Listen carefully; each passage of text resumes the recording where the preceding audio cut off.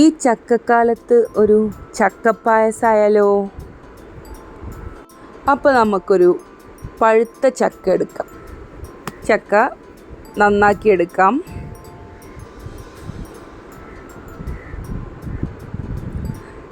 ചക്കച്ചുളകൾ മാറ്റിയെടുത്തിട്ടുണ്ട്. നല്ല കട്ടിയുള്ള ചുളയാണ്. അപ്പോൾ നമ്മൾ ചക്കപ്പായസത്തിന് പറ്റിയ ചക്കയാണ്. അപ്പോൾ ഈ ചക്കച്ചുളകൾ കഷ്ണങ്ങളാക്കിയിട്ടുണ്ട്. ഇനി ഇത് കുക്കറിൽ വെള്ളമൊഴിച്ച് നമുക്ക് വേവിച്ചെടുക്കാം. ഒരു 2 വിസിൽ മതി. ഈ ചക്ക പഴുത്ത ചക്കയാണല്ലോ, വെന്ത് കിട്ടും.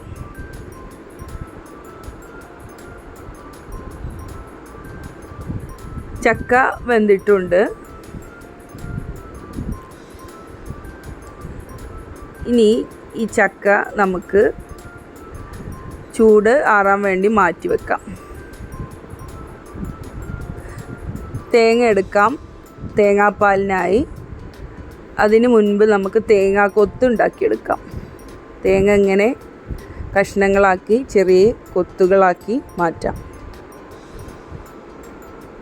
അങ്ങനെ തേങ്ങാ കൊത്തും അണ്ടിപ്പരിപ്പും റെഡിയാക്കിയിട്ടുണ്ട്. ഇനി നമുക്ക് വേണ്ടത് ശർക്കരയാണ്. ശർക്കര 2 വലിയ അച്ച് ശർക്കര എടുത്ത് വെള്ളത്തിൽ നമുക്ക് മെൽറ്റ് ചെയ്തെടുക്കാം. അപ്പോൾ നമ്മുടെ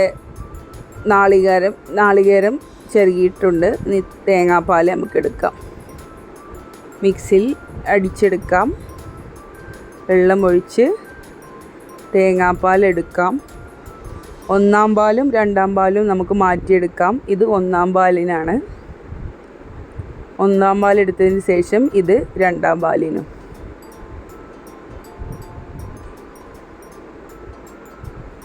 അങ്ങനെ നമ്മൾ വെന്ത ചക്ക ചൂടാറിയിട്ടുണ്ട്. അപ്പോൾ നമുക്ക് മിക്സി ജാറിൽ അടിച്ചെടുക്കാം. ഒരു ഉരുളിച്ചട്ടി അടുപ്പിൽ വെച്ചിട്ടുണ്ട്. പിന്നെ നെയ്യ് ഒഴിച്ച് നമ്മൾ നേരത്തെ കട്ട് ചെയ്ത് വെച്ച തേങ്ങ കൊത്തും കാഷ്യൂ നട്ടും ഈ നെയ്യിലേക്ക് എടുത്ത് മൂപ്പിച്ചെടുക്കാം. ലൈറ്റ് ബ്രൗൺ ആവണ വരെ നമുക്ക് മൂപ്പിച്ചെടുക്കാം.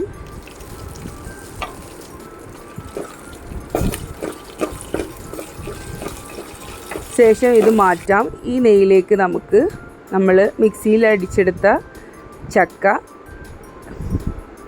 ഇട്ടതിന് ശേഷം നന്നായി വഴറ്റി കൊടുക്കുക. ഇതൊരു 2 മിനിറ്റ് ഈ നെയ്യിൽ വഴറ്റിയതിന് ശേഷം നമുക്ക് ശർക്കര പാനി ഒഴിച്ചു കൊടുക്കാം. ശർക്കര പാനി ഒഴിച്ചതിന് ശേഷം ഒരു 5 മിനിറ്റോളം നമ്മൾ നന്നായി ഇത് മിക്സ് ചെയ്യണം. ചെറുതീയിൽ നന്നായി മിക്സ് ചെയ്ത് കൊടുക്കുക. ഇതപ്പോൾ നമുക്ക് ടൈറ്റായി വരുന്നത് കാണാം.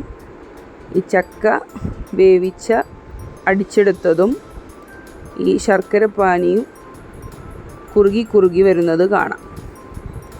നെയ്യിലാണ് നമ്മളിത് ചെയ്യുന്നത്. അങ്ങനെ ഇത് ടൈറ്റായി ഒരു 5 മിനിറ്റോളം നമുക്കിതിങ്ങനെ കുറുക്കിയെടുക്കാം. ഇത് നന്നായി കുറുകിയതിന് ശേഷം നമുക്ക് 1-ാം പാല് അല്ല 2-ാം പാലാണ് ഒഴിച്ചു കൊടുക്കേണ്ടത്. 1-ാം പാല് മാറ്റി വെച്ചിട്ടുണ്ട്. 2-ാം പാല് ഫസ്റ്റ് ഒഴിച്ചു കൊടുക്കാം. എന്നിട്ട് നന്നായി മിക്സ് ചെയ്യുക. തള വരുന്നത് വരെ മിക്സ് ചെയ്യുക. തിളക്കുന്നുണ്ട്. ഒരു 2 മിനിറ്റോളം നമ്മൾ